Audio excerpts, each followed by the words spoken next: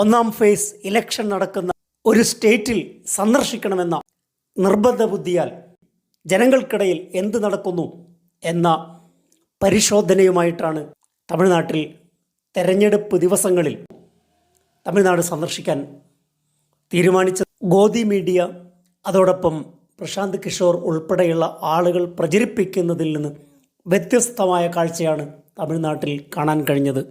തെരഞ്ഞെടുപ്പ് നടക്കുന്ന ദിവസവും തലേ ദിവസവും പിറ്റേ ദിവസവും ജനങ്ങളെ കണ്ടുമുട്ടുകയും അവരോടൊക്കെ അഭിപ്രായം ചോദിക്കുകയും ചെയ്തപ്പോൾ വ്യക്തമായ പ്രധാനപ്പെട്ട ഒരു കാര്യം, പ്രധാനമന്ത്രി 8 പ്രാവശ്യം സന്ദർശിച്ചതും തമിഴ്നാട്ടിൽ നിരവധി തവണ റാലികൾ നടത്തിയതും നിഷ്ഫലമാണ്. BJPക്ക് ഈ ഇലക്ഷനിൽ ഒരു നേട്ടവും തമിഴ്നാട്ടിൽ ഉണ്ടാക്കാൻ സാധിക്കുകയില്ല.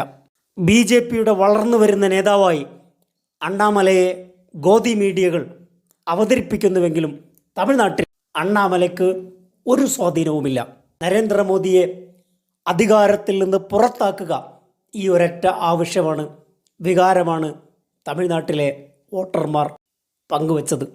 മോദിയെ പുറത്താക്കണം, ഇത് മാത്രമാണ് തമിഴ് ജനതയുടെ ആവശ്യം.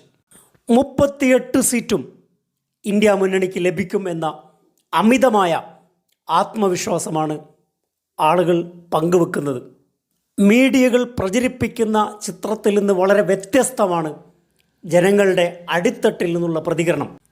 കേരളത്തിലെ മാധ്യമങ്ങൾ പ്രചരിപ്പിക്കുന്നത് പോലെ വളരെ ഡീപ്പ് റൂട്ട് സ്വാധീനം സ്റ്റാലിനുണ്ട് എന്ന് തോന്നിയിട്ടില്ല. സാധാരണക്കാരായ ആളുകളോട് സംസാരിക്കുമ്പോൾ അവർക്ക് ജയലളിതയുടെ ഫ്രീ സർവീസുകളെ പറ്റിയുള്ള ഓർമ്മകളാണ് ഇപ്പോഴും നിലനിൽക്കുന്നത്. ദേശീയ മാധ്യമങ്ങൾ അവതരിപ്പിക്കുന്നത് പോലെ അണ്ണാമലൈ അവിടെ ഒരു നേതാവായി ഇതുവരെ ഉയർന്നു വന്നിട്ടില്ല. അങ്ങനെ ഒരു ഫാൻ ബേസ് അണ്ണാമലയ്ക്ക് തമിഴ്നാട്ടിൽ ഉണ്ടാക്കാൻ സാധിച്ചിട്ടില്ല. മറ്റൊരു വിഷയവുമായി അടുത്ത എപ്പിസോഡിൽ. Thank you for watching.